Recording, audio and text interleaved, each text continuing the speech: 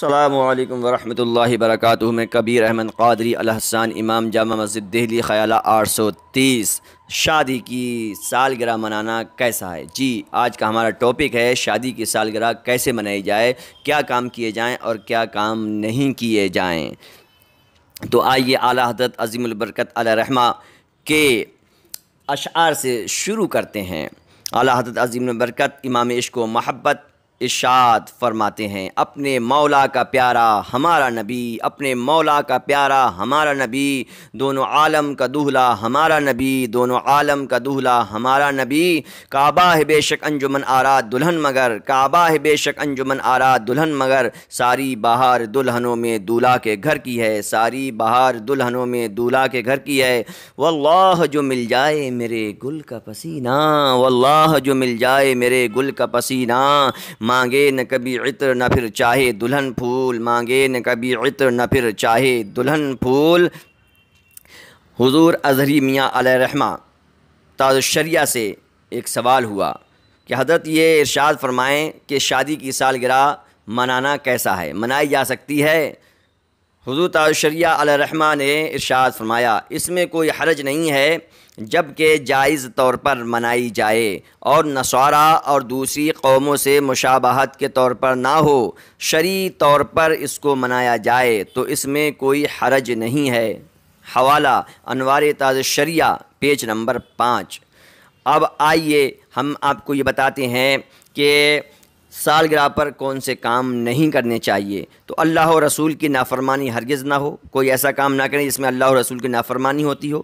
گانے بجانے کا کوئی کام دام، کوئی تام جھام نہ پھیلائیں، نماز قضا نہ کریں، بے پردگی نہیں ہونی چاہیے، فضول خرچی نہ ہو، ادھار لے کر خرچہ نہ کریں، غبارے لگا کر فوراً پھوڑیں نہیں، اپنے آپ پھوٹیں تو دوسری بات ہے، کیونکہ غبارے پھوڑنا یہ فضول خرچی میں آتا ہے۔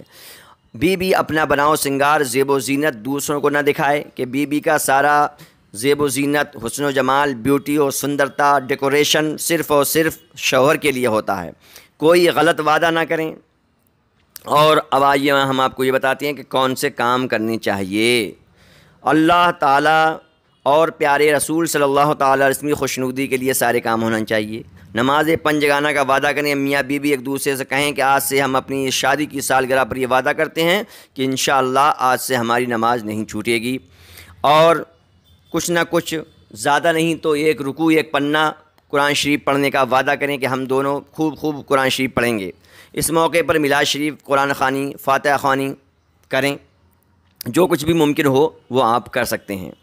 اور ایک دوسرے کی عزت و رسپیکٹ کریں، میاں بیوی دونوں آپس میں ایک دوسرے کی عزت و رسپیکٹ، آدر و سمان کرنے کا وعدہ کریں، ایک دوسرے کی خوب پیشنشا تعریف کریں، اپریشیٹ کریں، اور ایک دوسرے سے بہت ہی محبت کریں، اور اپنی حیثیت کے مطابق تحفہ اور گفٹ وغیرہ دیں، اور ایک دوسرے سے معافی مانگیں کہ اب تک جو غلطیاں ہو گئی ہیں، ایک دوسرے سے من مٹاؤ ہو گیا ہے، ایک دوسرے سے جو پریشانی ایک دوسرے کو پہنچی ہے وہ ہم معاف کرتے ہیں اور معافی مانگتے ہیں۔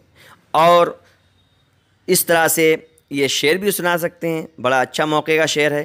خدا کرے نہ ڈھلے دھوپ تیرے چہرہ کی، خدا کرے نہ ڈھلے دھوپ تیرے چہرہ کی، تمام عمر تیری زندگی کی شام نہ ہو، تمام عمر تیری زندگی کی شام نہ ہو، تم سلامت رہو ہزار برس، تم سلامت رہو ہزار برس، ہر برس کے ہوں دن 50,000۔